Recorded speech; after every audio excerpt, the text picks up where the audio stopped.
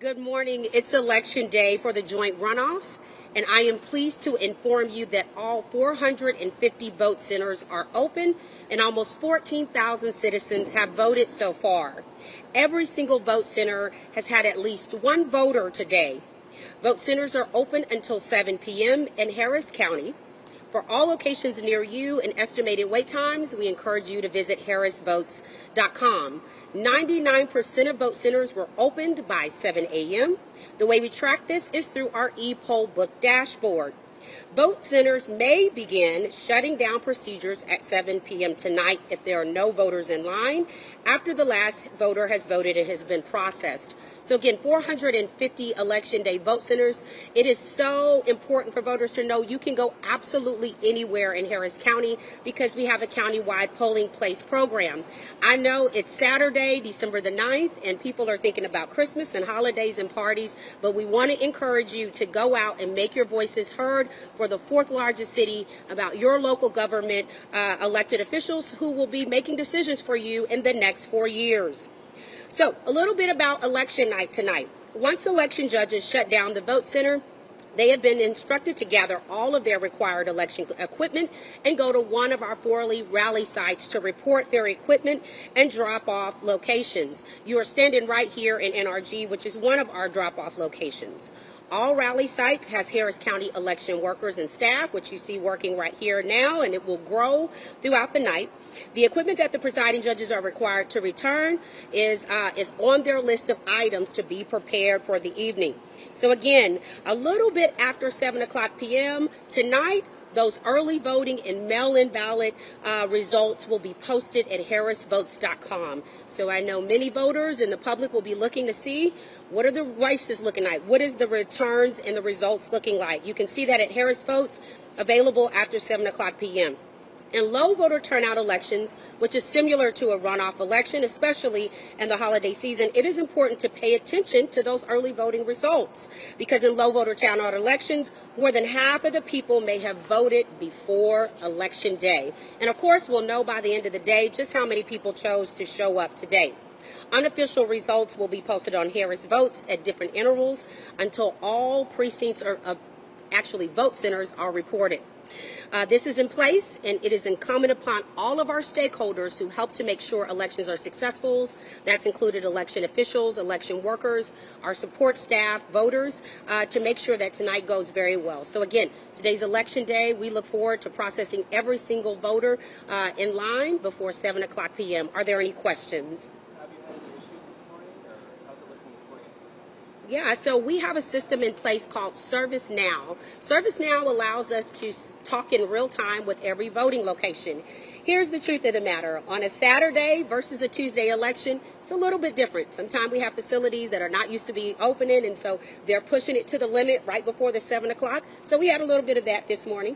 A couple of election judges that may have slept over, but at the end of the day, we had everybody in place ready to go, and we've worked through those. So overall, we had about 54 calls in terms of the ServiceNow program. Were just voters calling to say, where do I go vote? How do I find the closest system? Can I only vote at this location or that one? About 296 of those calls are all in relation to that morning hustle, right? That morning hustle of getting to the poll, getting inside the facility, getting set up and ready to go. Some of those election judges are able to set up the night before, pending the facility, and just kind of working out the logistics throughout the day. It could absolutely be almost anything, right? A sign that they don't have, something that needs to be available and ready to go. And so that's where we're at.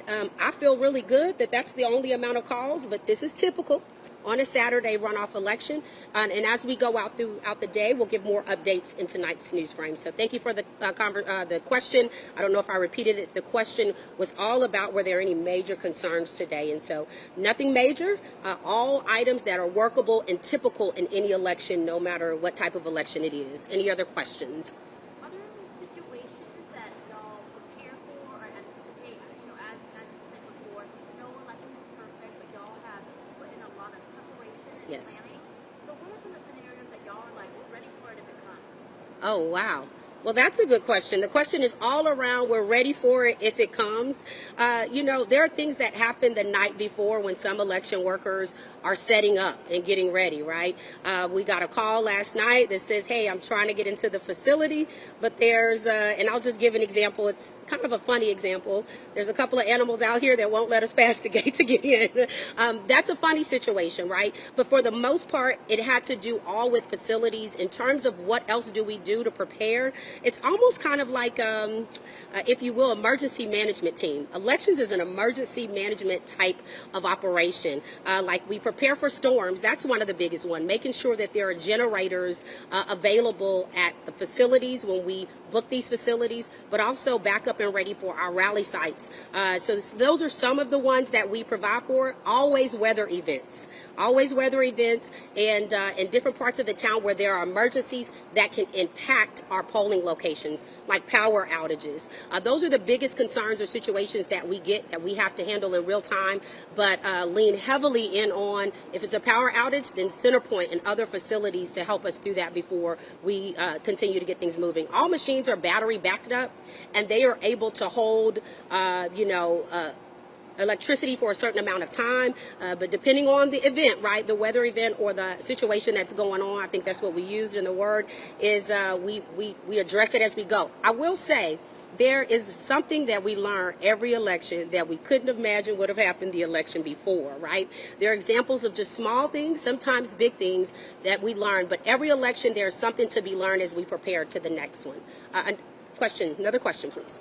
I've spoken to several community leaders from both sides of the aisle. All seem very impressed with how you and your team have run this election cycle. How would you evaluate yourself and your performance, and how would you compare this election to previous past? Thank you for that question. Their question is in regards to both sides of the aisle giving us feedback in terms of how the work has been done and this election, how professional it's been done. How would I evaluate myself? Well, I think you started with one key point. The comments are about the team and the work we've done. I am one person. I am the elected official, and I am the leader of this operation. But it takes a lot of people to get the job done. Where I grew up, we said we call it a village to get the job done. And so you're looking at some of the village, but this village is much bigger out in the community. And without the election workers who volunteer to do this work, we won't have an election. So when you go to vote at a polling location, make sure you thank those individuals who got up so early this morning to make sure your voice could be heard. How would I score myself? I would say that I have led well. Since September 1st. And what that means is I have been here every step of the way with every team member, evaluating every process, being a part of it, and working in every single part of the process. I am not a leader that gives direction without getting in the pool with my folks and getting the work done. And so I say that's leadership. There's bosses and then there's leaders. I'm not just a boss. I'm a leader, and there's no part of this process that I'm not willing to work on and do.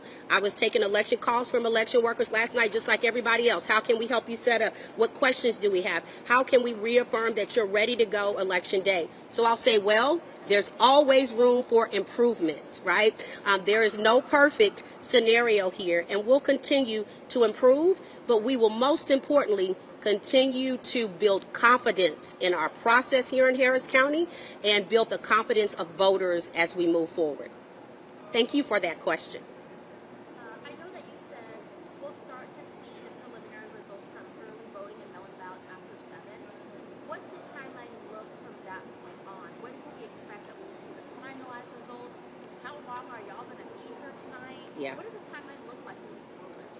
That's a good question, and always comes up every election. Their question is in regards to, we know the timeline in which we see early voting and mail ballot results. They come in shortly after 7 o'clock. When will we receive the full results? We never have an exact time of when we will see the full results. It depends on the election, how many more workers and facilities we have to report. In this election, we have 450 vote centers. My goal this is a goal, is to be by midnight, right? But we do have to depend on each election worker to bring down their voting systems, bring that equipment to a rally site, go through the checkpoints for each voting center. 450 is a lot. November was 701.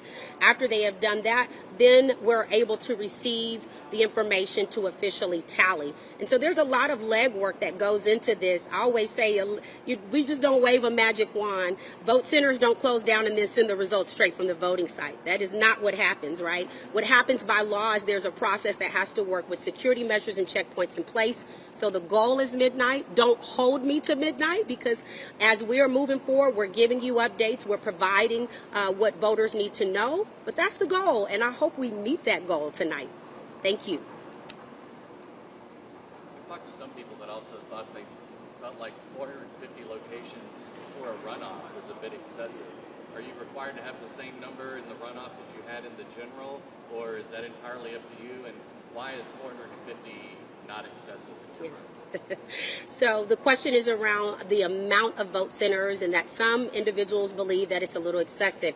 We had 701 vote centers for this November election, 450 in this election. So we are required by law to have a certain percentage of vote centers based on the amount of registered voters in the county. We're the third largest county in the nation and the largest county in the state of Texas. While I agree now that we vote on a polling place-wide program, that there are some ways that we can minimize polling locations as we have done. And what you will see since 2019, if you look at the amount of polling locations for every type of election, there has been some reducing of those polling locations. And so to your question, we have been reducing over a certain period of time. We own county-wide, but we're a big county and we're growing, very close to probably over 5 million folks here and 2.55 million registered.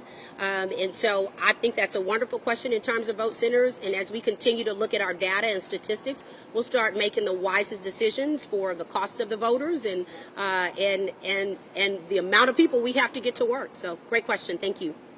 Any other questions? Okay, very good.